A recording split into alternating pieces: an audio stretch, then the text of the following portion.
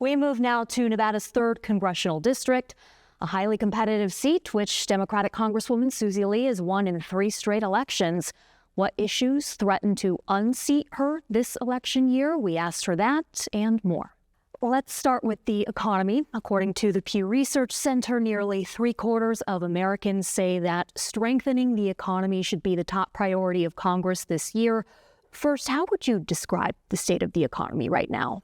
Well, listen, I represent incredible, hardworking people in Southern Nevada, very resilient, but many of them are struggling with the cost of groceries and gas. And so they do want to see Congress actually getting to work to do things that will deliver some form of relief. And I'm proud to say that we delivered on the Inflation Reduction Act, which cut the cost of health care, cut the cost of prescription drugs. We certainly have more work to do, especially here in Southern Nevada with respect to housing. But my constituents want to see that we're actually working on it, that we're addressing the economy. Is the issue of the economy the biggest threat to your reelection, do you think? Listen, there are so many issues that people talk about with respect to my election. I think that I represent a district, as you know, that's one of the most competitive districts in the country. There is a lot of outside spending that comes in to try to flip this seat from Democrat to Republican.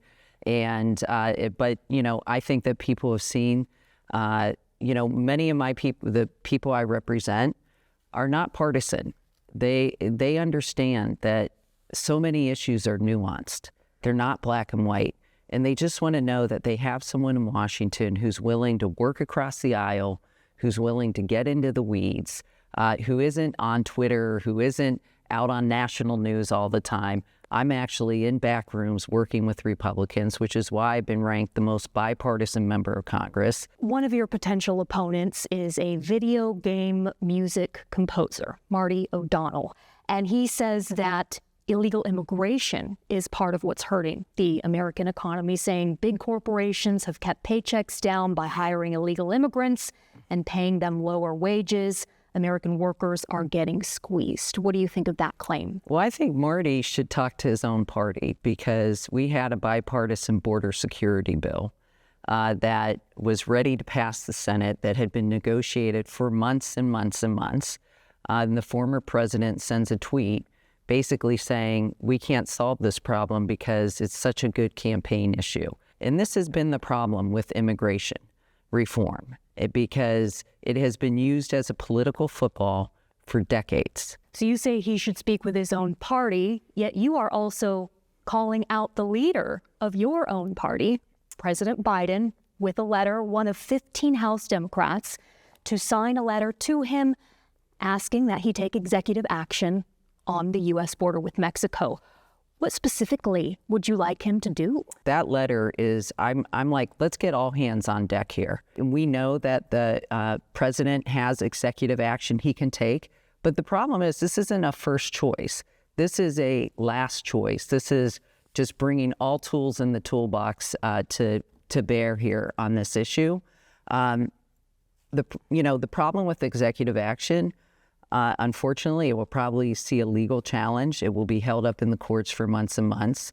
Again, I keep going back to, we have a bipartisan bill. That, by the way, the president was a part of those negotiations.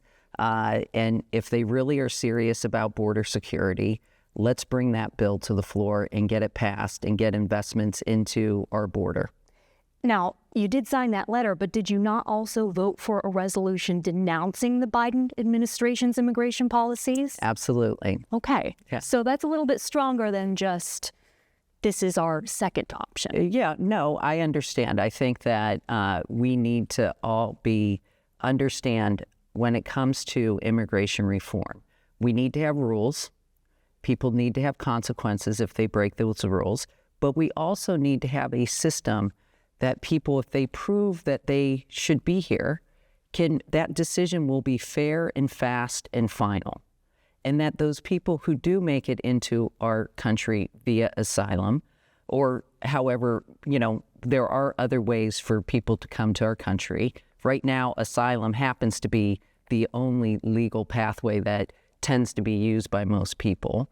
But also they need to have work requirements when they get here to make sure they get to work and start contributing to our economy. And speaking of our economy, we need immigration. We need legal immigration. We need people to come here. I'm in my community, whether I'm talking to a small business, some restaurants are closing their restaurants on Wednesday night or Thursday night because they don't have enough servers. I hear it from big businesses as well. We need workers. So this is an immigration reform is an issue that Congress has failed on for decades. When you talk about work requirements, where do you stand on electronic verification of a potential employee? I support Verify. You do? Yeah. Okay. And how would you describe the state of the border right now? Listen, there are so many pressures for people wanting to come to the United States. Climate is having an impact. Corrupt governments are having an impact. The border is a crisis at this point. And I'll say it again. We have a solution. It has been negotiated. Mike Johnson could put it on the floor tomorrow and it would pass and we could get it to the president's desk. We could get $20 billion into border security. We could hire more asylum judges. There would be more detention beds, more CPP agents. So we have it. I keep saying, Republicans, if you're serious about this issue, then they should be writing a letter to their leader asking for a vote on this. What are you hearing from potential voters about what matters to them right now? Are they talking about immigration? Absolutely. Immigration, cost of living is an issue. I hear a lot about water, obviously being in southern Nevada. And we can't ignore access to abortion. Even though we are in a state where abortion is protected, we know that there were 115 bills introduced last Congress trying to restrict abortion nationwide. We know that that is a potential. Should Democrats lose control of the House and the Senate and the presidency, that a national abortion ban will be on the docket. And we've seen it in state after state since Roe v. Wade has went down. Think about this. A third of women in this country who are childbearing age, 1/3 live in states where abortion has been banned or severely restricted. And that is an issue that is very important, especially and it's not just for women. Men care about this issue too, because it's a freedom issue. It's a freedom of choice issue, making sure that women are able to make the choices. It's a very, very personal, very complicated decisions. You know, I suffered 3 miscarriages. Both of my children were conceived via IVF. I understand very intimately that pregnancy and reproductive care is a very delicate issue that should be between a woman and her doctor. And when you heard about efforts to restrict access to in vitro fertilization, having utilized this yourself, what did you think? I always said when Roe v. Wade went down that this isn't just about Roe v. Wade. This is about controlling women's bodies. And the IVF I knew was going to be on the chopping block. And Alabama, with their Supreme Court decision, made it clear. And listen, infertility is an illness and IVF is a treatment. And just like abortion is a reproductive care treatment, it is a tool in a toolbox that doctors should be able to have, that women should be able to choose. And no politician, I don't care if it's in the Alabama Supreme Court or in the halls of Washington, D.C., should be involved in that decision except for a woman and her doctor. But you did say that this issue impacts men as well. Absolutely. And for the right to an abortion, there are fathers who will say, I don't want her to have that abortion. And that is a decision that they should be able to make on their own. The woman. Yeah, the woman, and yes. Not the father, because a they father should be involved together. Okay.